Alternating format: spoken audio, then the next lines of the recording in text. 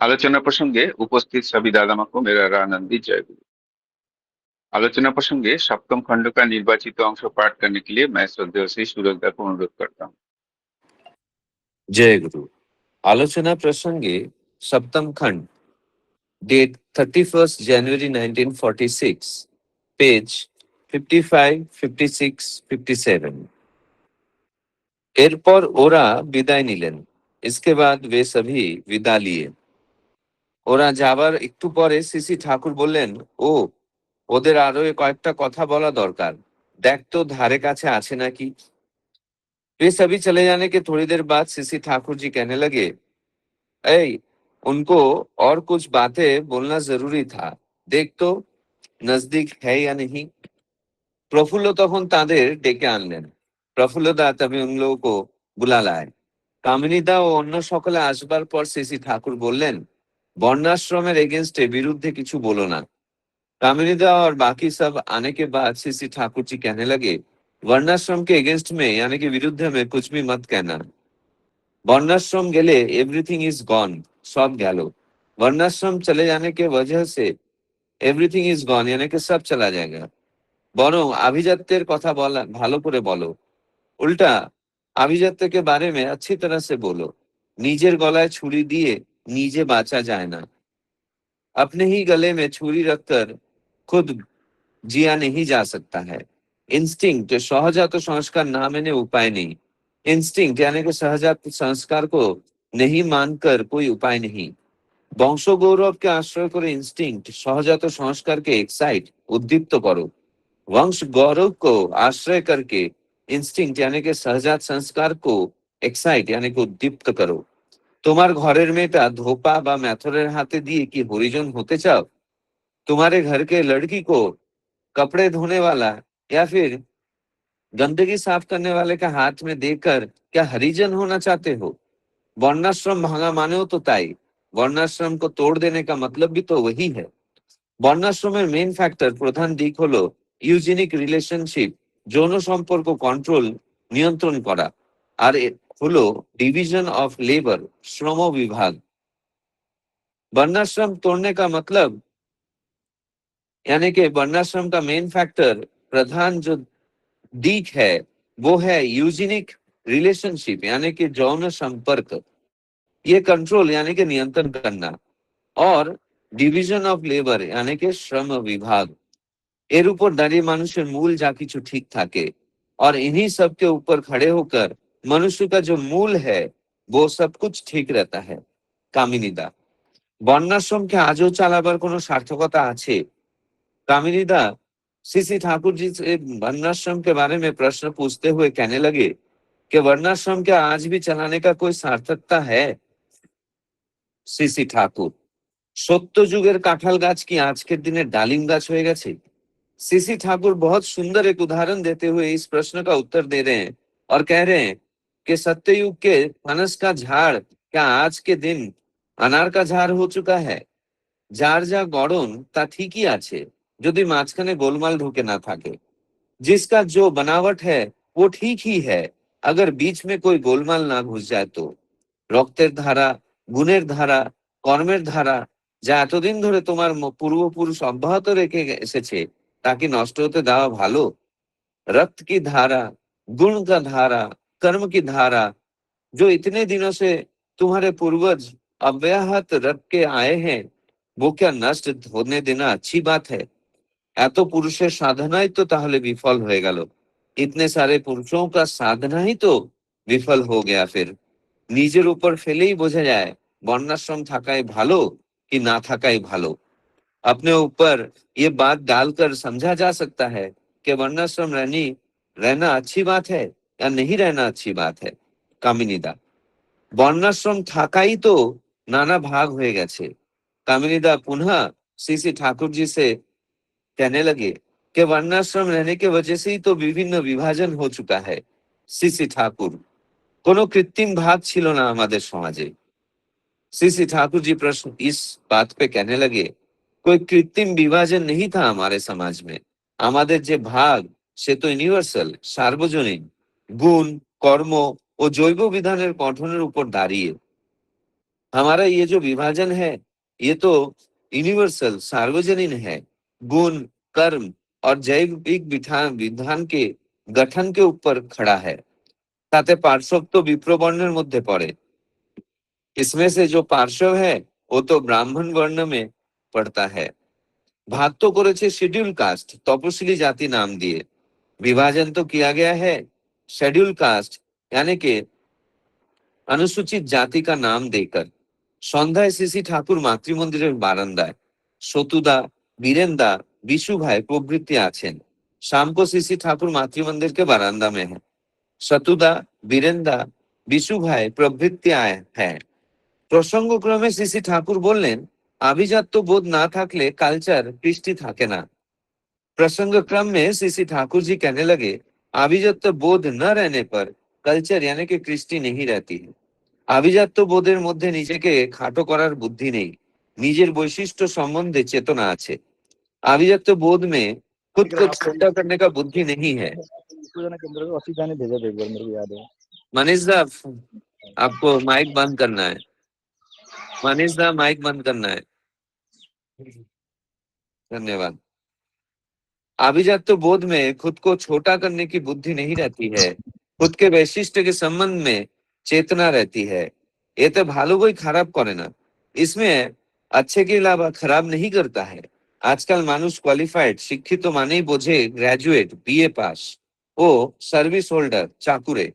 आजकल मनुष्य क्वालिफाइड यानी कि शिक्षित का मतलब समझते हैं ग्रेजुएट यानी कि बीए पास और सर्विस होल्डर यानी कि नौकरी में रत, किंतु एर संगे कृष्टिर कोनो संपर्क नहीं।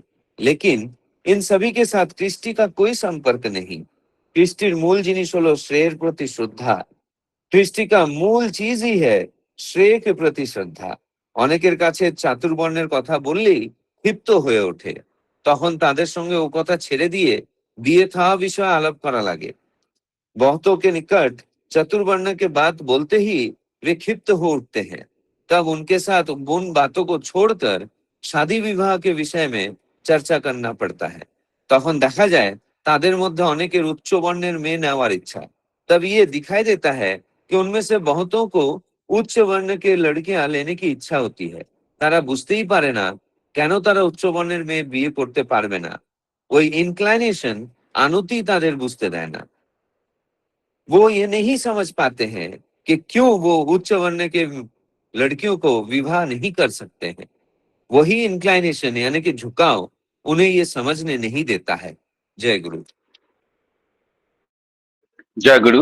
सद्य सुरता बहुत सुंदर भाव से, स्पष्ट भाव से आलोचना प्रसंगों का निर्वाचित अंश पाठ किए हैं और उनको हिंदी में अनुवाद करके बताया है। उपस्थित सभी दादा माँ की तरफ से मैं सुरता को बहुत बहुत धन्यवाद ज्ञापन करता हूँ। आज का जो विषय वस्तु है वो मैं संक्षेप में बता देता हूँ। इस प्रसंग में श्री ठाकुर जी वर्णाश्रम व्यवस्था और अभिजात्य यानी कि वंश गौरव के पक्ष में अपने विचार व्यक्त किया। उनका कहना था कि वर्णाश्रम का विरोध करना नहीं चाहिए, क्योंकि उनके अनुसार इसके समाप्त होने से समाज की मूल संरचना और व्यवस्था नष्ट हो जाएगी। मनुष्य के सहजात संस्कार यानी कि इंस्टिंक्ट, वंश परंपरा तथा जैविक और सामाजिक अनुशासन का सम्मान आवश्यक है। वर्णाश्रम का मुख्य उद्देश्य यौन संबंधों का नियमन और श्रम विभाजन है, जिससे समाज की मूल व्यवस्था बनी रहती है। श्री ठाकुर जी वर्तमान समय में वर्णाश्रम की प्रासंगिकता के बारे में कहा कि जैसे किसी वृक्ष का स्वभाव समय का साथ नहीं बदलता, वैसे ही रक्त, गुण और कर्मों की परंपरा भी बिना किसी विकृति के बनी रहनी चाहिए। पूर्वजों द्वारा स्थापित इन परंपराओं को नष्ट करना उचित नहीं होगा। चर्चा में ये आपत्ति उठाई गई है कि वर्णाश्रम के कारण समाज में अनेक विभाजन हुए हैं। इस पर श्री ठाकुर जी कहते हैं कि भारतीय समाज का मूल विभाजन कृत्रिम नहीं था, बल्कि गुण, कर्मों और जैविक व्यवस्था पर आधारित था। बाद के समय में अनुसूचित जाति जैसी प्रशासनिक श्रेणी उत्पन्न हुआ। आगे श्री ठाकुर जी कहते हैं कि अभिजात्य बोध यानी कि वंशों एवं परंपरा के प्रति सम्मान के बिना संस्कृति यानी कि कल्चर का विकास संभव नहीं। अभिजात्य का अर्थ दूसरे को नीचा दिखाना नहीं, बल्कि अपनी विशिष्ट परंपरा और उत्तरदायित्व के प्रति सजग रहना। केवल शिक्षित या नौकरी पेशा होना संस्कृति का प्रमाण नहीं है। संस्कृति का वास्तविक आधार श्रेष्ठ मूल्यों के प्रति श्रद्धा है। अंत में श्री ठाकुर जी कहते हैं कि जब लोग चातुर्वर्ण्यों का विरोध करते हैं, तब विवाह के विषय में बातचीत करने पर अक्सर ये दिखाई देता है कि वही लोग उच्च वर्ण में विवाह करने की इच्छा रखते हैं।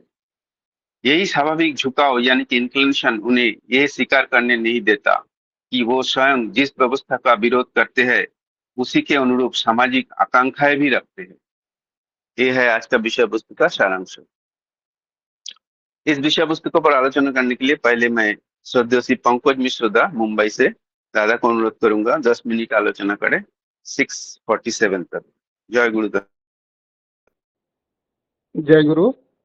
वंदे पुरुषोत्तमं वंदे पुरुषोत्तमं वंदे पुरुषोत्तमं। आज का जो विषय वस्तु है, ठाकुर जी यहाँ पे बात कर रहे हैं, पिछले का ही जो चल रहा था उसका ही एक्सटेंशन है। तो इसमें ठाकुर जी बता रहे हैं कि जो आए थे लोग, भद्र लोग आए थे, उनके साथ बातचीत चल रही थी, तो वो विदा लेके जा रहे थे, चले गए। तो फिर ठाकुर जी बोलते हैं कि उनके जाने के थोड़ी देर बाद में ठाकुर जी को कुछ याद आया, इम्पोर्टेंट बात, और कहने अरे उनसे कुछ और बातें कहना आवश्यक था, जरा देखो तो वो आसपास हैं क्या। तो इतना कहते ही प्रफुल्ल दा उन्हें जो है बुला कर लेके आते हैं, और उसमें से फिर कामनी दा और अन्य सभी जो थे गणमान्य लोग वो आए, और शिष्य ठाकुर ने कहा उनसे, फिर एक आदेश दिए उनको कि आप तो जा रहे हैं समाज सुधारने के लिए, लेकिन एक चीज पे ज्यादा ध्यान देना, जो कि है वर्णाश्रम। वर्णाश्रम के विरुद्ध कुछ मत करना। तो वर्णाश्रम चला गया तो everything is gone. Thakur ji यहाँ पे एक सचेत कर रहे हैं, आदेश दे रहे हैं, वर्णाश्रम अगर चला गया तो एवरीथिंग इज गॉन, तो सब कुछ समाप्त हो जाएगा। कहने का मतलब जो अभिजात्य की बात है, वंश गौरव जिसको बोलते हैं, जैसे देखा जाता है कि आप कौन से वर्ण से हैं, आप कौन से फैमिली से बिलोंग करते हैं, ये पूछा जाता है। शादी विवाह जब होता है तो यहाँ तक कि मातृपक्ष और पितृपक्ष दोनों देखा जाता है। तो माता का पक्ष कितना पढ़ा लिखा है, पिता का पक्ष कितना पढ़ा लिखा है, वो दोनों कंपैरिजन किया जाता है। जबकि आजकल के ज़माने में ये सब देखा नहीं जाता, गोत्र देखा जाता है कि ये कौन से गोत्र है। सगोत्री शादी नहीं होनी चाहिए, कि जैसे अन्य जगह पे देखा जाए तो सगोत्री शादी हो जाती है, या मामा काका की लड़की शादी हो जाती है, तो उससे जो वंश उत्पन्न होगा वो उत्पन्न होगा, इंटेलिजेंट भी हो सकता है लेकिन विध्वंसक हो सकता है, ऐसा ठाकुर जी का यहाँ मानना है। तो वर्ण का मतलब यही है कि ठाकुर जी कुलीनता, जो अभिजात्य है, वंश गौरव, एक कुलीन परिवार के साथ में अभिजात की बात ठाकुर जी यहाँ कहते हैं। अच्छी तरह कहो, उन लोगों को अच्छे से समझाओ ये बातें, ऐसा ठाकुर जी उन्हें आदेश देते हैं। अपने ही गले पर छुरी चलाकर स्वयं नहीं बच सकते हो। जैसे इसका एक उदाहरण यह है कि जिस डाली पे आप बैठे हो उसी डाली को काट रहे हो तो गिरना ही है, निश्चित गिरेंगे। वो जैसा कभी कभी कालिदास जी का यह बात था, प्रचंड मूर्ख थे, बहुत बड़े मूर्ख थे। तो उनको कुछ लोगों ने विद्योत्मा से शादी करने के लिए, ऐसा विद्योत्मा बहुत महान थी, बहुत ज्ञानी गुणी थी, लेकिन उनसे शादी करने के लिए जो है खोज रहे थे कि कौन सबसे बड़ा मूर्ख है, मैं इसी से शादी करवा देता हूँ।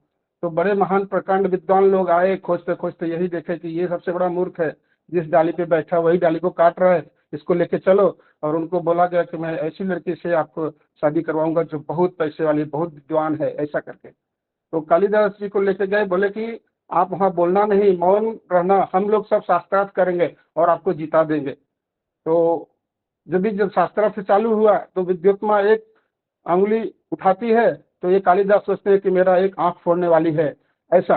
तो उन्होंने मुट्ठी बांधा कि मैं मुट्ठी से मारूंगा, ऐसी कथा आई, हमने भी पढ़ा था। तो फिर वहां पे जो शास्त्रार्थ करने वाले थे उनको बोले कि नहीं, आप ब्रह्म की बात कर रहे हैं, एक है, लेकिन ये सभी को मिला के जो है ये बता रहे हैं कि एक पंच तत्व से शरीर बना हुआ है, उसके हिसाब से ऐसी सी बातें हुई, शादी भी हुआ। तो शादी होने के बाद जब उन्होंने देखे एक ऊंट जा रहा था तो संस्कृत में उष्ट्र को उल्ट्र बोल रहे थे, तो विद्योत्मा को बहुत ग्लानि हुई। ऐसा बोल के उन्हें वो ऐसा बताया गया कि सीढ़ी से जो है गिरे और उनका जीभ कट गया। तो काली माता का फोटो था वहाँ पे, विग्रह था वहाँ पे, उनको वरदान मिला। वो बोले कि क्या हुआ बेटा, तो बताए कि वो विद्योत्मा बोलना चाहते थे लेकिन विद्या से निकल के आया तो उनका तथास्तु मिला। बहुत बड़े प्रकांड विद्वान हुए, महाकवि हुए, शाकुंतलम वगैरह बहुत बड़ा बड़ा लिखे, तो ऐसे बड़े महान कवि बन गए। तो सूर सूर तुलसी कवि उड़गन केशव दास, अब के कवि खद्योत समझाते करें प्रकाश। तो ऐसा का मतलब सूरदास सूर्य का उपमा दिया गया। तो केशवदास उड़गन जो अब के कवि लोग हैं, जहां तहां जुगनू जैसा प्रकाश करते हैं। खद्योत मतलब जुगनू। तो मेरा कहने का मतलब जो वंश परंपरा है, अगर विवाह शादी विवाह नहीं ढंग से हुआ तो बहुत ही प्रॉब्लम जो है क्रिएट होने वाली है। तो यहाँ पे ठाकुर जी उन लोगों को ऐसा बताना चाहते हैं कि आप जो है ये सहजात इंस्टिंक्ट, अगर अभिजात्य की बात करो, इसके बाद जो है अगर इंस्टिंक्ट सहजात जो संस्कार जिसको माने बिना कोई उपाय नहीं है। वंश गौरव या आश्रय लेकर इंस्टिंक्ट जो है को एक्साइट करो, उद्दीत करो। कुलीनता, वंश गौरव कौन है, उनके अंदर संस्कार कौन सा है। जैसे आजकल वर्ण की बात चली है, तो यहाँ कोई किसी को ऊंचा नीचा दिखाने की बात नहीं है। जैसे एक ब्राह्मण, क्षत्रिय, शूद्र, वैश्य, ये हमारे शरीर में भी देखा जाता है। आज जो हम बोल रहे हैं, मस्तिष्क हमारा, वहां पे हमारी सभी बातें चल रही है, सब कोऑर्डिनेशन हो रहा है, मेरे मुंह से, जबान से आवाज निकल रही है। तो अभी आवाज निकल रही है कैसे की कोऑर्डिनेशन, ब्राह्मण कौन है, अपना सर है, वो हमको बुद्धि वो बता रहा है, जो मैं बोल रहा हूँ हमको समझ जो समझा और जो बता रहा हूँ। फिर उसके बाद हमारा जो है ये हाथ जो है नीचे का पोर्शन, ये क्षत्रिय है। अगर आपको कहीं चोट लगने या कोई लड़ाई करने या सबसे पहले वो आपकी रक्षा करेगा, बायां हाथ सबसे पहले जाएगा ढाल बन के। फिर उधर आपका पेट जो है वो जो है वैश्य का काम करता है कि जो भी आप खाना खाए अच्छे से पचा कर आपको न्यूट्रिशन वैल्यू दे, ऐसा होता है, उधर का बात है। और फिर नीचे का पोर्शन शूद्र से उसका कंपैरिजन किया गया है। अगर पैर चलेगा ही नहीं तो आप कमाई नहीं कर सकते, कुछ काम नहीं कर सकते, तो आपका जितना भी सिस्टम है सब खराब हो जाएगा। इसीलिए लोगों को शूद्र का बहुत बड़ा सम्मान करना चाहिए। जो हमारा पैर है, पैर ही नहीं है तो कुछ नहीं हो सकता। तो कहने का मतलब यहाँ है, ठाकुर जी यहाँ क्या बोल रहे हैं, यहाँ भी आप और भी सजग कर रहे हैं। क्या तुम अपने घर की लड़की को किसी धोबी या मेहतर के हाथ जो है जो कपड़ा धोने वाले धोबी होते हैं, मेहतर वाले भंगी होते हैं, उनको देकर हरिजन बनना चाहते हो? ऐसा बात ठाकुर जी उनको क्वेश्चन करते हैं। तो हरिजन का मतलब वो शेड्यूल कास्ट में आते हैं, तो वो से तुम बनना चाहते हो, ऐसी व्यवस्था करना चाहते हो आप लोग? तो वर्णाश्रम को तोड़ने का अर्थ भी यही है। वर्णाश्रम का मेन जो फैक्टर है, मुख्य बात क्या है, यूजेनिक रिलेशनशिप, यौन संबंध और जो है को नियंत्रित करना है।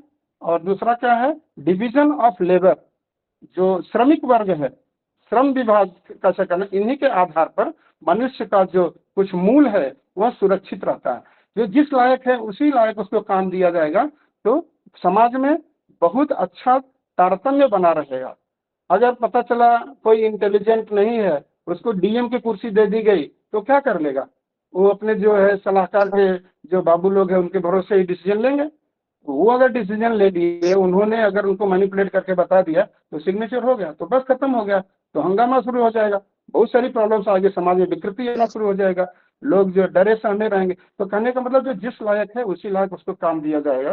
तो ये नियंत्रित करने के ठाकुर जी बोल रहे हो। नियंत्रण होगा कैसे? जब वर्ण व्यवस्था हमारी जो है सुयोजित सुनियोजित रहेगी, तो उसी या सुरक्षित रहता जो है। फिर इसके बाद फिर कामनी लाने क्वेश्चन करते हैं कि आज का वर्णाश्रम को चलाए रखने की कोई सार्थकता है?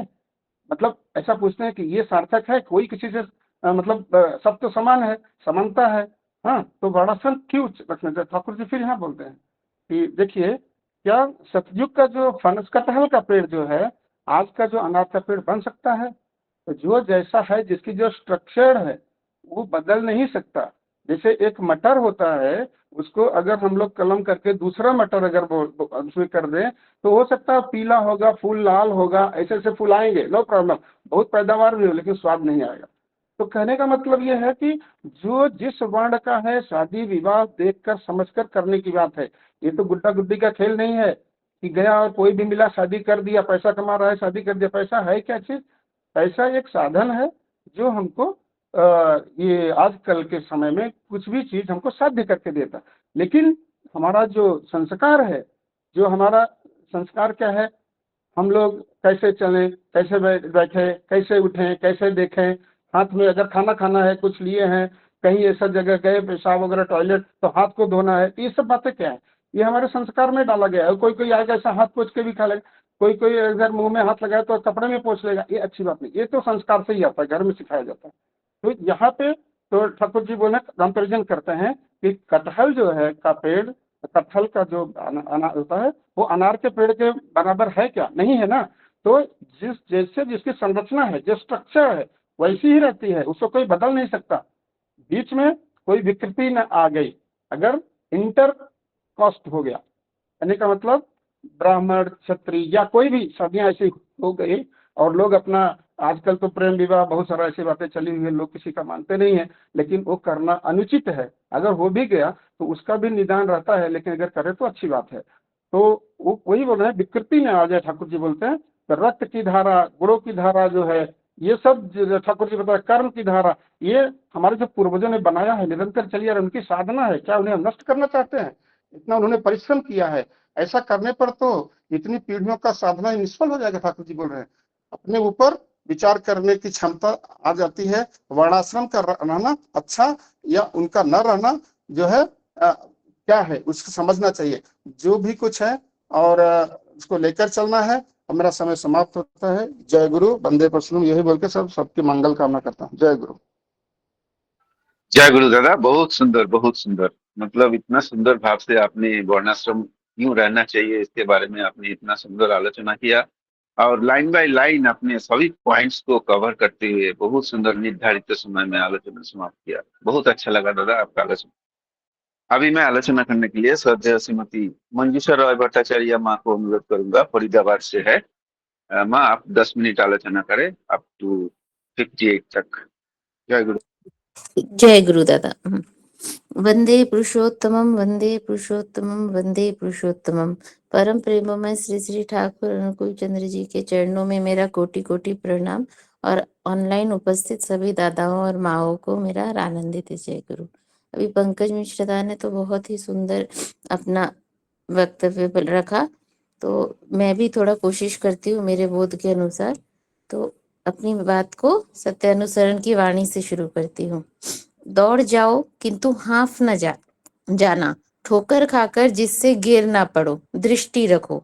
तो कामिनी दा को वापस बुलाकर ठाकुर जी उनको एक मूल बात, जो ठाकुर जी अपनी बातों को, हम किसी से कोई बात करते हैं तो कभी कभी सामने वाले के प्रश्न के हिसाब में फ्लो में हम कुछ भी बहुत कुछ बोल जाते, फिर बाद में आता है कि अरे इन सब बातों का एक मूल बात था, वो तो बताना ही रह गया। तो वैसे ही ठाकुर जी को भी ध्यान आया, और क्योंकि वे हमारे एक देश के प्रतिनिधि होने वाले हैं, तो ठाकुर जी ने बोला कि अरे इनको, जैसे एग्जाम में भी हम बच्चों को पढ़ा के भेजते हैं, लास्ट में सुबह सुबह याद आता है कि अरे कल रात को ये मेन पॉइंट तो उसका रह ही गया, तो उसको सुबह सुबह उसका एक बार ब्रीफिंग दे के भेजते हैं, जिससे एग्जाम में वो अच्छा करे। तो वैसे ही कामिनी दा को भी ठाकुर जी वापस बुलाए और बोले कि मूल बात एक रह गया था बताना, तो वो बोले ठाकुर जी, वो है वर्णाश्रम। तो ठाकुर जी यहाँ पे बोले कि ख्याल रखो कि वर्णाश्रम के विरुद्ध कुछ भी नहीं होना चाहिए, और क्योंकि वर्णाश्रम चला गया तो सब कुछ चला गया। तो अभी पंकज दा ने तो बहुत ही सुंदर तरीके से सारा वर्णाश्रम का बताया। तो उसमें ठाकुर जी क्या बोल रहे हैं कि फिर सबको अभिजात्य के बारे में अच्छे से बताना होगा। अभी अभिजात्य का मतलब क्या है कि सबका जो कुलीनता का जन्मगत, जिस वर्ण में, जिस परिवार में आपका जन्म हुआ है, उसके बारे में उनको जानने की उत्सुकता जगाना। हम बच्चों को स्कूल में भी हिस्ट्री सब्जेक्ट पढ़ाते हैं। क्यों पढ़ाते हैं? क्योंकि जो हिस्ट्री को जब हम अपना जानेंगे, तभी हम अपने प्रेजेंट के साथ उसको कंपेयर कर पाएंगे, और उससे क्या होगा कि हम अपने फ्यूचर को और अच्छा बना सकते हैं, अपना पास्ट और प्रेजेंट को कंपेयर करके। तो अपना पास्ट जानना, अपना अभिजात्य को जानना बहुत ही जरूरी है, ये दादा को ठाकुर जी समझाए। और ठाकुर जी बोले कि सबके मन में अपनी बातों से अभिजात्य की विचारधारा को जगा दो, जिससे कि सब अपने वंश की धारा को जाने, और उसको ख्याल रख के अपना जो इनर इंस्टिंक्ट है वंश में, उसमें आए हो। पर ठाकुर जी जैसे बार बार बोले कि एक ही आम के पेड़ पे सारे आम सेम नहीं होते, तो इसी तरह आप उस वंश में आए, उस वंश का गुण लेके आए हो, पर आप सेम टू सेम जैसे आपके दादाजी थे, जैसे आपके पिताजी थे, वैसे नहीं होगे। घर के 4 बच्चे भी 4 तरीके के होते हैं, तो आपका इनर इंस्टिंक्ट अलग हो सकता है। तो ठाकुर जी बोल रहे हैं उसको एक्साइट करके ऐसे कर्म में उस व्यक्ति को या उस नारी को लाना है कि उस वंश की जो धारा है वो निम्नगामी ना हो, वो ऊपर की ओर ही जाए। और ठाकुर जी इसके आगे जो बोले हैं उसके लिए मैं एक बात बोलूंगी। जब हमारे हिंदू संस्कृति में शादियां होती है, तो शादी के दिन एक सुबह पूजा होती है। उस पूजा में वर और वधू दोनों पक्ष के जो पिता होते हैं या लड़की का जो कन्यादान करते हैं, जिसके पिता नहीं होते या कभी मामा लोग भी करते हैं, तो वो एक पूजा करते हैं सुबह। तो उस पूजा में क्या करते हैं कि पूर्वजों का आवाहन करते हैं, और वहां पे उनको बुला के पंडित जी मंत्र पढ़ के ये बोलते हैं कि ये आज यहाँ पे एक वर वधू का मिलन होने जा रहा है, तो आप सब मेरे जितने भी पूर्वज हो उनकी आत्माओं से निवेदन करते हैं कि आज यहाँ अपनी संतान का विवाह करने जा रहा हूँ, और आप लोगों के इस संसार में वापस आने का एक मार्ग तैयार हो रहा है, तो मुझे अनुमति दीजिए और आप इस नव दंपति के मिलन द्वारा संसार में जन्म ले सकते हैं। तो हमने ठाकुर जी के अभी जितने भी पहले प्रसंग सब में पढ़ा कि सब कुछ साइक्लिक वे में चलता है।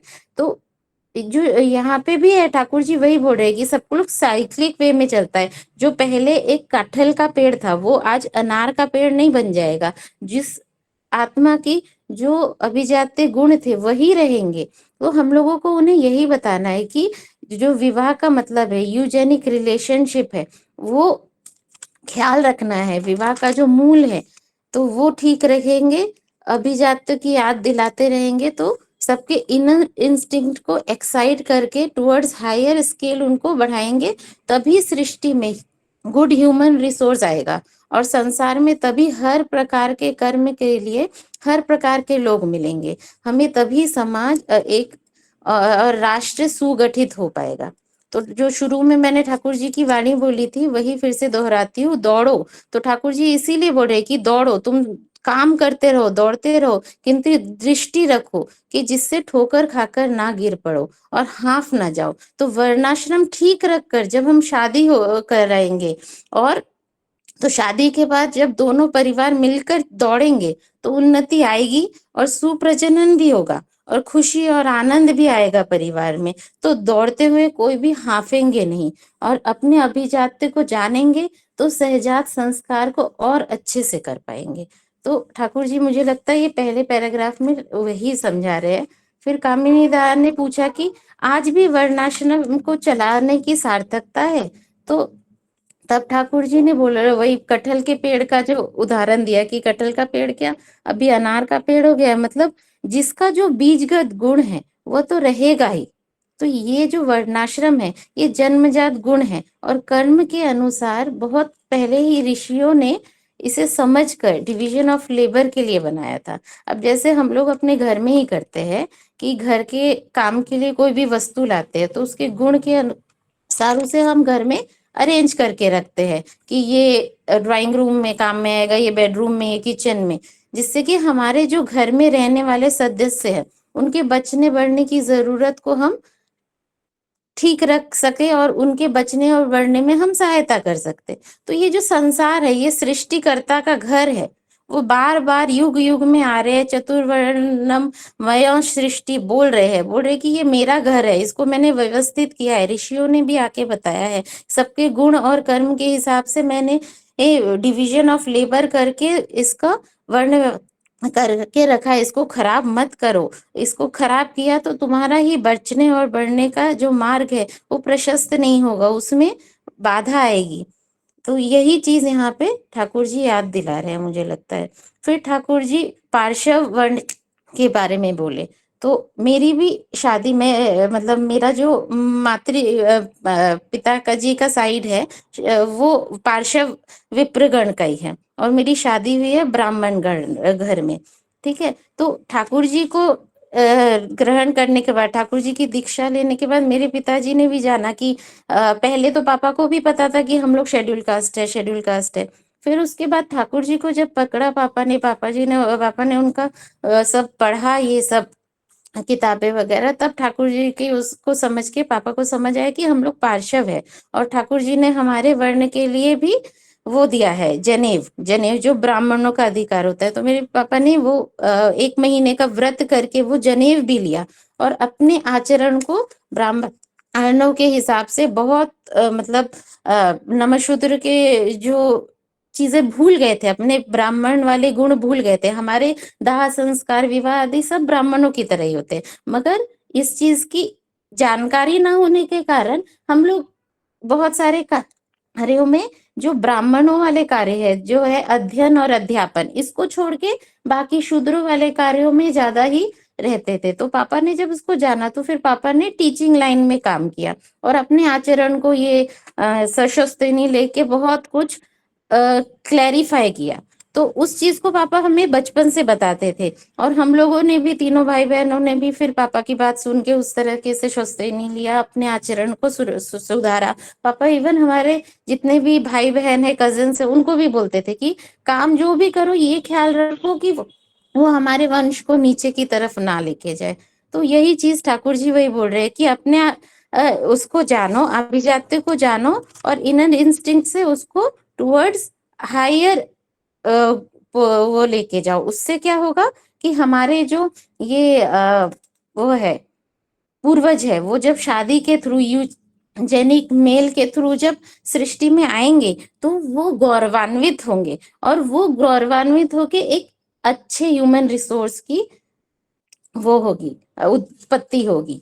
तो ये उसके बाद ठाकुर जी अगले उसमें बोल रहे हैं कि आजकल सबको यही हो गया है कि कोई भी क्वालिफाइड है, मतलब ग्रेजुएट है और वो अच्छी जॉब कर रहा है। तो ठाकुर जी बोल रहे हैं ये नहीं है सिर्फ क्वालिफाइड का मतलब। क्वालिफाइड वही है जो अपने कल्चर को जानता है और उसको ठीक रखने के लिए श्रेष्ठ के प्रति उसका टान रहता है। फिर उसके बाद ठाकुर जी बोल रहे कि ये सब जो बातें हैं ये आप सबसे बोलोगे तो सब आपकी बातों को नहीं सुनेंगे। वर्णाश्रम बोलते ही हो सकता है कि उनकी बात अग्रेसिव हो जाए, तो वहां पे आपको अपनी बातों का मोड़ घुमाना है। ठाकुर जी की एक बात है, कथा कोई भी गुड़ेर मतन लिपटे रोइबे गाए, भालो कथाओ शक्त होले उल्टे पाने धाए। मतलब तुम्हें सामने वाले का भाव समझ कि फिर अपनी बात करनी है। अगर वो वर्णाश्रम वाली बात में उत्तेजित हो रहा है, तुम्हें तो अपनी बात बतानी है ना। जैसे बच्चे को हम लोग कहते हैं कि बच्चे को हमें अच्छी आदतें डालनी है, अगर हमें दिखता है कि बच्चे का भी मूड नहीं है तो हम उस टाइम पे दूसरी बातों से घुमा के,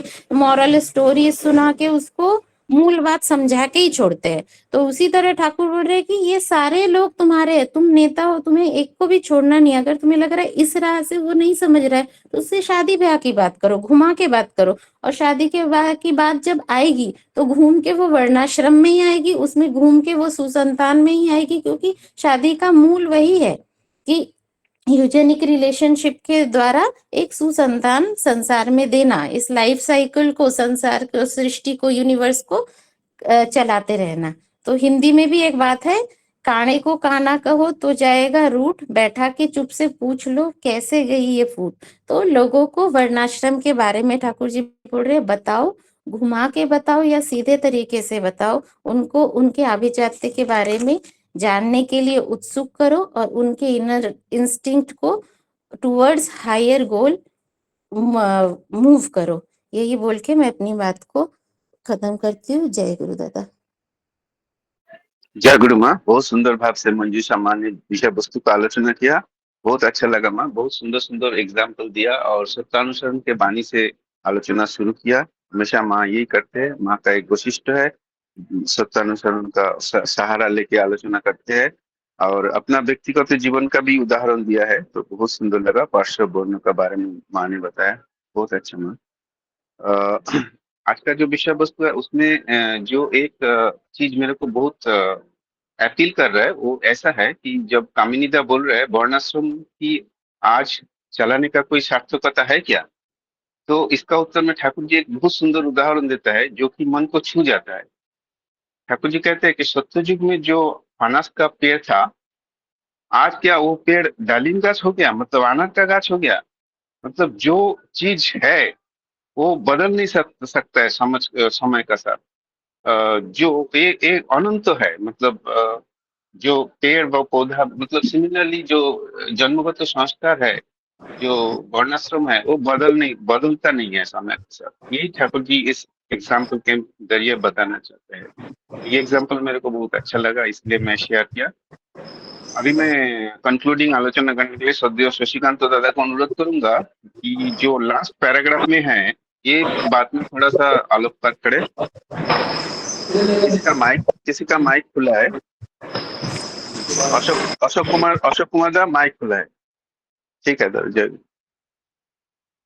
तो लास्ट पैराग्राफ में जो ठाकुर जी बोल रहे हैं ना, जो कभी किसी का साथ चतुर्वर्णों का बात करते समय कुछ वो लोग क्षिप्त हो उठता है, और तब उनको शादी विवाह का बात में डाइवर्ट कर देना चाहिए, और तभी देखा जाएगा कि वो लोग उच्च वर्णों का लड़की से शादी करना चाहेंगे।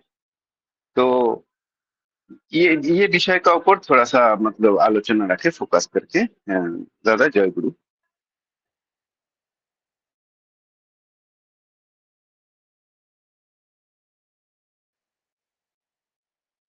शशिदा जय जय गुरु। गुरु। जय गुरु। वंदे पुरुषोत्तमम, वंदे पुरुषोत्तमम, वंदे पुरुषोत्तमम।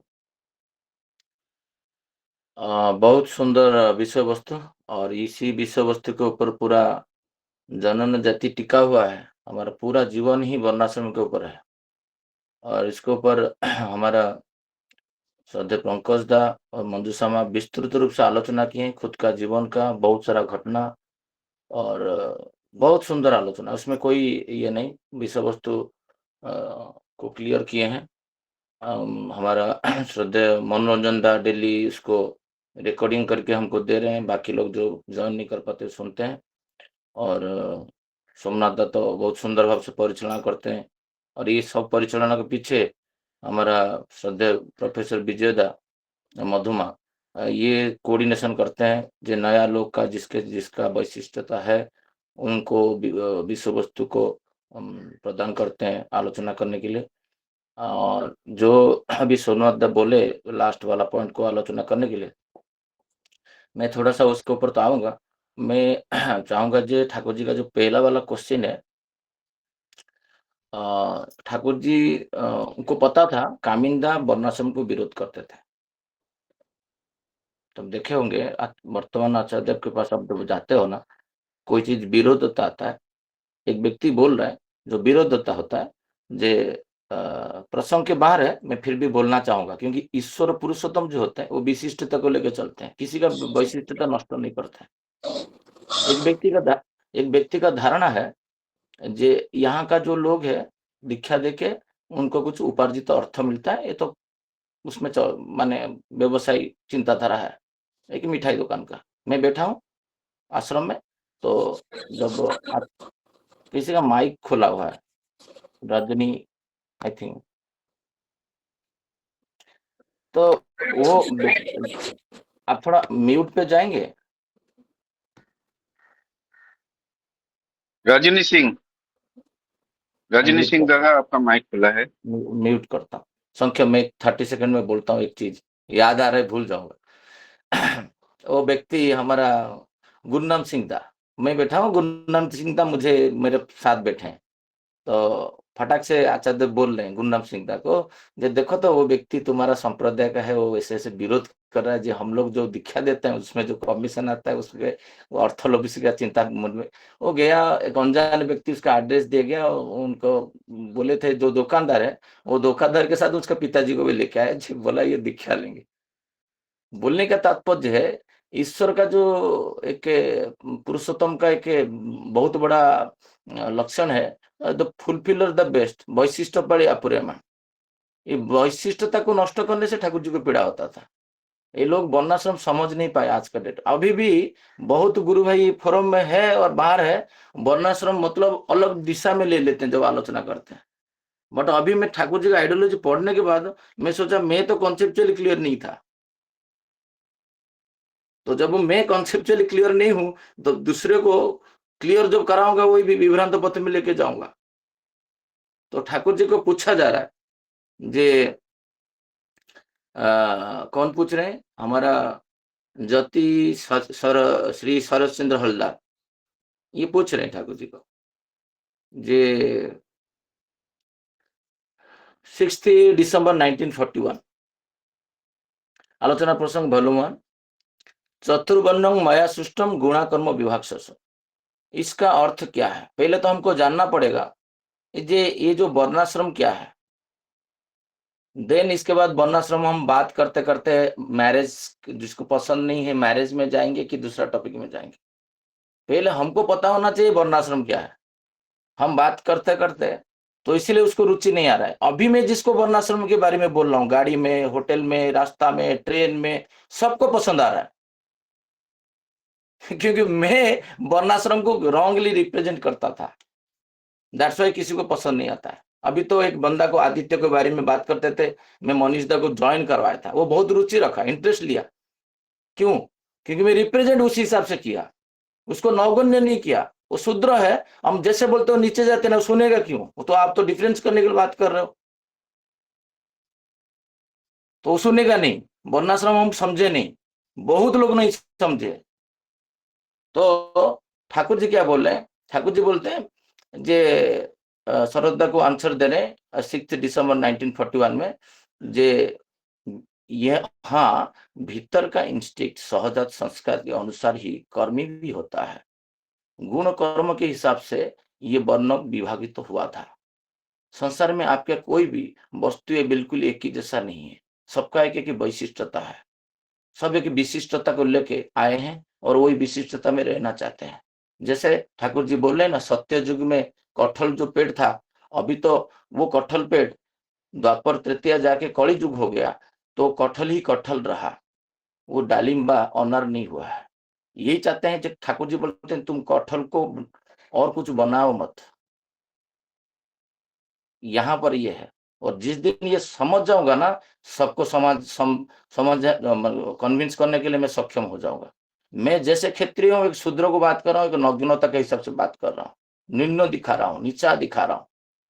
तो उसको जब मैं ब्राह्मण से ऊंचा कर दूंगा तो सोचो क्या होगा। वही बात बोल रहे हैं, उसका अभी जाते मैं इसमें आऊंगा जो सोमनाथ दा का पॉइंट पे। एक माता पिता की संतान पांच है, और 5 सब एक ही नहीं होते हैं, अलग अलग होते हैं। क्यों ना? स्त्री जब पुरुष के पास सहवास करता है, जिस हिसाब से प्रार्थना करता है, पुरुष उसी हिसाब से संतान देता है। यही जे जब आप देखते हो एक परिवार में सब अलग अलग है, तो उसको एक करने मत जाओ। ठाकुर जी बोले जे 100 पुरुष के सम्मान है, जो स्पर्म बीज का सम्मान, बुद्धि प्रकृति का सम्मान है, ओभम डिम्बकोश का सम्मान। ये जे वो एक होता है परिपूर्णकारी फुलफिलर, और होता है कि परिपोषककारी। यही एफिनिटी, कोहेसिव एफिनिटी प्रकृति से विभिन्न प्रकृतियां गुण सृष्टि होता है। ये गुण जो होता है, ये क्रोमोसोम डीएनए जीन में संग्रहित होके मनुष्य को कर्मधारा में सहयोग करता है। आज का डेट में मैं जब गांव जाता हूँ, मेरा घर के पीछे 100 मीटर में कुम्हार साई है, जो मिट्टी का बर्तन करते हैं। ठाकुर जी बोलते हैं वो मिट्टी का बर्तन जो जीविका है, उसका वर्ण का हिसाब से वो ठाकुर जी बोल रहे हैं 1942 में, वर्ण वंश व्यक्तिगत प्रकृति पर्सनल इंस्टिक्ट इतिहास को छोड़ के यदि शिक्षा, विवाह और जीविका इत्यादि करने जाओगे, बर्बादी के छड़ा और कुछ नहीं मिलेगा। 1942 में बोल रहे हैं। यहाँ इसका मतलब हम वर्ण समझे नहीं। तो ये देखता हूं अभी जब विवाह हुआ घर पे भाई का बेटा का, देखा है कि मिट्टी का पत्थर जरूर था, कंपल्सरी लिख दिए प्रेस्क्राइब में। मैं देखा चिट्ठा में, ये मिट्टी का पत्र तो अभी 2026 चल रहा है, अभी तो 2026 चल रहा है, मिट्टी का पत्र क्यों लिखे ब्राह्मण? ये व्यवस्था था मनु संहिता में, बोले कोई भी वर्ण का बचने का आधार था दूसरे का, ऐसे सिस्टम कर दिए थे, वो मरेगा नहीं, मैं इसके ऊपर डिपेंडेड रहूंगा। वो कुम्हार शाही मेरा वो गांव में नहीं होता, तो मैं 50 kilometre I have to travel to collect that पत्र। पिताजी का साल में एक बार श्राद्ध देता हूं, उसमें भी मिट्टी का पत्र कंपल्सरी है, नया पत्र मुझे लेना पड़ता है। तो उसका अनएम्प्लॉयड अभी हुआ नहीं। मैं देखता हूँ मैं अनएम्प्लॉयड हो गया हूँ, क्योंकि मैं मेरा वर्ण के हिसाब से काम किया नहीं। जो व्यक्ति टिकी रहा, पिताजी को माना, एकमादित्यम शरण में गया, वर्णाश्रम को रेस्पेक्ट किया, तो उसका जीविका के प्रति ध्यान दिया, कौड़ी के प्रति ध्यान दिया, तो उसका जीविका का प्रॉब्लम नहीं हुआ है। तो विवाह जो वर्णाश्रम जो था, वर्णाश्रम ठाकुर जी बोलते हैं युद्ध को भी वर्ल्ड जो हो रहा है, first world war, second world war, जितना भी वार हुआ हो, ठाकुर जी बोल रहे हैं ये सब बिकॉज ऑफ वर्णाश्रम। तो मैं पढ़ा जब मुझे थोड़ा हजम नहीं हुआ, वार वर्णाश्रम से कैसे हुआ। तो ठाकुर जी बोल रहे हैं वर्णाश्रम इंटैक्ट होता आज से 3000 साल 4000 साल पहले, बहुत अंश में कृष्ण के टाइम में था, जो श्री कृष्ण के टाइम में 5000 साल पहले वर्णाश्रम बहुत अच्छा था, बहुत जबरदस्त था। रामचंद्र के टाइम में तो मत बोलो, एक शब्द में वो वनवास चले गए। वर्णाश्रम इतना था जे रघुवीर का बातें वो देखा कि वर्णाश्रम जे आभिजात्य, रघुवंश में कोई बात दे के बात को नहीं टलता है, this is the tag line, उसी में चले गए वनवास, और कुछ नहीं है। कन्विंस कर सकते थे, आभिजात्य गौरवान्वित होना, जी मेरा पिताजी जिसको बात देते हैं वही रखते हैं, रघुवंश कुल में मैं जन्म लिया करूंगा, यही अभिजात्य बोल रहे हैं। जिसमें मनीष दा मुझे उस दिन बोल रहे थे, वो व्यक्ति को देखो तो क्षत्रिय है तो शिवाजी महाराज की, संभाजी महाराज का कोई सहयोग करने का परिवार होंगे ना, गौरवान्वित तो करेंगे। तो हमारा अभिजात्य को हमको जानना है। तो जब तक हम लोग उसका अभिजात्य जो धोबी है उसको कैसे गौरवान्वित करोगे, जो बाल काट रहे हैं उसको कैसे गौरवान्वित करोगे, जो मेहतर है उसको कैसे गौरवान्वित कराओगे। यहीं पे जब नहीं कर पाते हैं आप, तो फिर डिस्क्रिपेंसी आता है। ठाकुर जी वो बोल रहे सब विभ्राट हुआ है। से शरदा फिर पूछ रहे हैं जे ठाकुर श्री कृष्ण तो बोल रहे हैं गुण कर्म के हिसाब से चतुर्वर्ण बनाए हैं, आप भी तो बोल रहे हो। ये कब है ना, 6 दिसंबर 1941 में शरदा फिर क्वेश्चन पूछ रहे हैं। क्या शरदा का नॉलेज नहीं था, जति थे, हो सकता है कुछ अष्टादश स्तर में कुछ स्तर तो पार किए होंगे। तो ठाकुर जी को क्वेश्चन क्यों पूछे।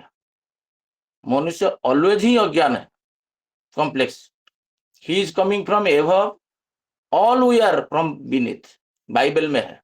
सब वो ईश्वर जो होते हैं वो प्रवृत्ति के ऊर्ध्व में आते हैं। तो ये जो क्वेश्चन चैलेंजिंग क्वेश्चन पूछे, यदि मुख्य वर्ण गुण कर्म से आता है, कर्म से आता है कि गुण से आता है, तो हेरिडेटरी क्यों है। ब्राह्मण का बच्चा को ब्राह्मण बोला जाता है, शूद्र के बच्चा को शूद्र क्यों बोला जाता है। यहीं पे कॉन्फ्लिक्ट क्यों कर रहे हैं आप।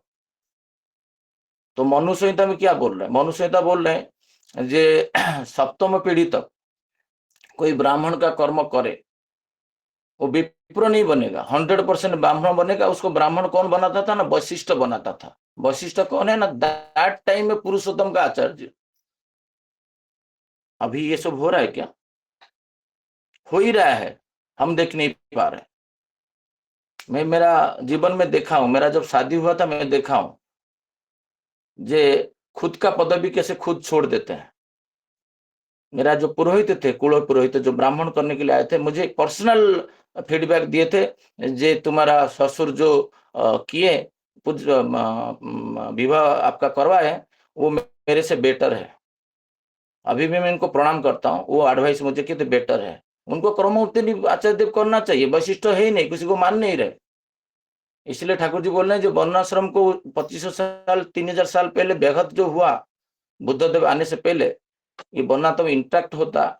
श्री ठाकुर जी बोल रहे हैं जे प्रभु जेसस 11 अवतार होते हैं। हमारा 10 अवतार है सनातन धर्म में, सबको पता है, जिसमें श्री राम और श्री कृष्ण आते हैं, बुद्ध आते हैं, कल्कि आते हैं। मैं डिटेल में नहीं जाता हूँ। ठाकुर जी जो बोल रहे हैं, ये जो मैं पढ़ा मुझे कैसे कैसे लगा जो ठाकुर जी का वर्णाश्रम नष्ट होने से क्या हुआ है। 11 मतलब 11 है जेसस, 12 अवतार कौन है, ठाकुर जी बोलते हैं प्रॉफेट मोहम्मद। सपोज भारतवर्ष में सारे पुरोहित मंदिर का, सारे ऋतिक, सारे अधुर्य, सारे गोस्वामी, जितने भी सनातन धर्म का प्रमुख व्यक्ति को बोला जाएगा जेसस इज आवर 11th अवतार and prophet Mohammad is 12th अवतार। आप सोच पा रहे हो, वर्ल्ड में आज एक ही धर्म, सनातन धर्म रहता है, एक पुरुषोत्तम होता है, फिर जैसे ठाकुर जी आए सब लोग फिर ठाकुर जी में शिफ्ट हो जाते हैं। कोई वो आज जो हिंसा हो रहा है काफिर के नाम पे, जिहाद के नाम पे, दूसरे दूसरे को मार के सोच रहा है मैं धर्म आपन कर रहा हूं। वो ठाकुर जी यहाँ पर इंडिकेट कर रहे हैं, देखो वार होने के पीछे सब एक आदर्श को लेकर नहीं चल रहे। इसका पीछे मेन है वर्णाश्रम, उसका पीछे वर्णाश्रम खाली विवाह नहीं है, मेजर पार्ट इज विवाह। ठाकुर जी बोलते हैं वर्णाश्रम के हिसाब से शिक्षा, वर्णाश्रम से विवाह, वर्णाश्रम के हिसाब से जीविका, ये तीन है। मैं खाली सोच रहा था मैरिज है, बट तो मैं इतना दिन से आलोचना करते करते जो समझा, वर्णाश्रम फैक्टर जो आते हैं खाली उन्हीं मैरिज में नहीं जाना है। वर्ण हिसाब मतलब स्त्री को एजुकेशन नहीं रहेगा, स्त्री को स्त्री हिसाब से पोषण दिया जाएगा, पुरुष को पुरुष के हिसाब से अलग स्कूल कॉलेज बनेगा, वर्कर्स अलग बनेंगे। वैशिष्ट हिसाब से जहां पर शुश्रूषा आता है, सेवा आता है, उसमें नर्सिंग में लेडीज लोग रहेंगे, एयर होस्टेस में लेडीज लोग रहना नहीं चाहिए। बट अभी सारे एयर होस्टेस कौन है? लेडीज है, क्योंकि पुरुष को देना चाय पे नहीं, पर पुरुष को अलाउ नहीं है वर्णाश्रम में, वहां पर वो जीविका अलाउ नहीं करता। बट सारे वो जो फील्ड का ये सब लेडीज कर दिए। अभी मैं देखा हमारा, मैं नाम नहीं लूंगा वो व्यक्ति का, क्योंकि मैं ऑलवेज थोड़ा कॉन्शियस हो आजकल बात कर रहा हूँ, क्योंकि यूट्यूब में जा रहा है, कोई कुछ केस नहीं कर दे। वो व्यक्ति स्टेटमेंट दिया जिसको मैं चेंज करूंगा, अभी धीरे धीरे मेल पर्सन को उसमें घुसा रहा है। मैं सोच रहा था तो मेल का तो सेवा शुश्रूषा नहीं है, बट कौली को जो मेन इंस्टिक्ट है वहां पर अलाउ नहीं कर रहा है। यहाँ पर जब बोल रहे हैं सीसी ठाकुर जी बोल रहे हैं सरोदा को जे, तो वो जो आप बोल रहे हो गुण कर्म, वो गुण कर्म कहाँ स्टोर होता है तुम्हारा? ठाकुर जी बोल रहे ये जो तुम्हारा क्षमता, तुम्हारा गुण, तुम्हारा विकास, तुम्हारा चिंता, तुम्हारा चलन, ये सब होता है क्रोमोजोम व जीन में स्टोर होता है। इसलिए उसका ब्राह्मण जो जितना काम करके गया, जितना गुण है, उसको, उसका स्वामी को, एक स्त्री उसका स्वामी को, उसका स्वामी का पिता को, उसका स्वामी का सप्तम पीढ़ी, स्वामी का 2000 पीढ़ी तक को एक बार जन्म देता है। मतलब नारी उसका स्वामी को और एक बार रिभार देता है संतान रूप में। मतलब उसका जितना गुण है, ठाकुर जी बोलते हैं सब ध्वंस हो गया है, चलेगा, मैं रिस्टोर कर दूंगा, यदि उसमें एक क्लॉज लगाए। ठाकुर जी बोले जे उसमें प्रतिलोम विवाह नहीं हो तो फिर रिस्टोर आप भी कर सकते हो। जैसे अभी मंजूषा माँ बोले जे मैं जब पराशर, मतलब पूर्व काल में ब्राह्मण का पिता और माता थे शूद्र, वो एक कम्युनिटी बने, उसको नमो शूद्र बोलते हैं ईस्टर्न जोन में, और उसको ब्राह्मण कैटेगरी में ठाकुर जी बोल रहे वो किसी का गुरु हो सकता है, बट किसी ब्राह्मण कुल से वो विवाह नहीं कर सकते हैं। पराशर विप्र एक विप्र का गुरु बन सकता है, दीक्षा दे सकता है ऋतिक होके, कि खुद भी गुरु हो सकता है, बट उस काल में विवाह नहीं कर सकता है। यहाँ पर जो बातें आ रहा है ठाकुर जी बोले हैं, जो सेकंड पैराग्राफ मुझे सोमनाथ दा बोले थे आलोचना करने के लिए, जो हम लोग जब भी कभी बात करते हैं किसी के साथ ना, हमारा हजार कल जैसे मैं परसों किसी को बोल रहा था तुम स्विमिंग तुमको नहीं आता है, बट तुम चल पड़े किसी को स्विमिंग सिखाने के लिए, तुम बुझे हुए हो और किसी को जलाने चले गए। वही हो रहा है, हमारा कोई क्लैरिटी नहीं है और हम चले गए वर्णाश्रम सब्जेक्ट डिस्कशन करने के लिए, तो मार खा के आ जाते हैं। कि कोई मेडिकल साइंस स्टूडेंट को जैसे मैं ट्रेन में समझा रहा था, 2-3 मिनट में 4 मिनट में समझा दिया गोत्र क्या होता है, फिर वो क्वेश्चन करने लगे। जब मैं बता नहीं पाऊंगा तो कैसे होगा? ठाकुर जी क्या बोल रहे हैं? ठाकुर जी यहाँ पर बोल रहे हैं जे प्रत्येक वर्ण जो होता है उनको थ्रेटन दे रहे हैं। यहाँ पर एक नेगेटिव सेंटेंस है, मैं इसको क्लैरिफाई कर देता हूँ, नहीं तो फिर लोग ठाकुर जी को ही गलत समझने लगेंगे। बोले ठाकुर जी तो जातिपात करते थे। ठाकुर जी बोलते हैं तुम्हारा बहू बेटी को क्या, तुम्हारा बेटी को दूसरा जो मेहनतर है कि धोबी है उसका घर पे, मतलब जिसको बोल रहे हैं वो हायर कास्ट का है। हायर कास्ट मतलब इन दी सेंस नॉट नहीं जे ऊंचा वर्ण का जो कैटेगोरिजन, हो सकता है वर्ण की तरह भी क्षत्रिय और ये हो सकता है। बोलते तुम नष्ट क्यों करना चाहते हो, तुम वॉरियर्स हो, तो फिर वो डिग्रेडेशन क्यों, वो वाला क्यों करना चाहते हो? वो तो करके ब्राह्मण हो सकते हैं। जो धोबी और जो कबीर महाराज थे, कि रामदास थे, कि उनका जो भी हरिदास थे, जितने भी लोग आप सुने होंगे, वो सारे लोग ब्राह्मण हैं। और एक वर्ण के हिसाब से कोई शूद्र हो, क्षत्रिय हो और वैश्य हो, वो सब ब्राह्मण हो सकते हैं। ये तो हमको पता नहीं, और हम किसे एजुकेट कैसे करेंगे? और ठाकुर जी आए, जजन जाजन अध्ययन अध्यापन दान प्रतिक्रिया, ये शॉर्ट कर्म किसी का था? ये तो ब्राह्मण का था। भागवत में जाके रेफर करिए। तो अभी क्या शूद्र वो जजन जाजन इष्टभूति नहीं कर रहा है?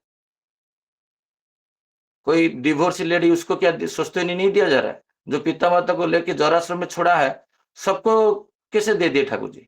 ये पहले ही ऐसे ही था, विकृत हुआ है। उसको जाति प्रथा में ठाकुर जी बोलते हैं, उसको तुम शेड्यूल्ड ट्राइब, शेड्यूल कास्ट का नाम तुम दिए।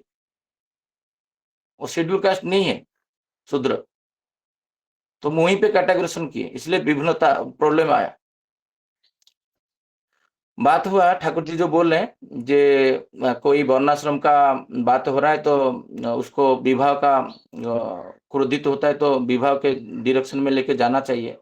तब वो जो व्यक्ति मुझे बोल रहा था, जे शशिदा, तो आप जो बोल रहे हो ये तो बहुत कास्टिज्म का बात है। मैं बोला तुमको पता है ना, हमारा बिल्डिंग में एक जर्मन शेफर्ड है, कि तुम्हारे बिल्डिंग में है, तो जो देखते हो क्या उसका मालिक लेके उसका जो रास्ता का जो स्ट्रेट डॉग के साथ उसको मिलन कराएगा?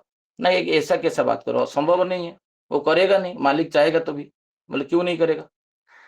ना, दो प्रजाति का है। मैं तो वही चाहता हूँ जो ठाकुर जी चाहते हैं, जो प्रजाति मिले मत।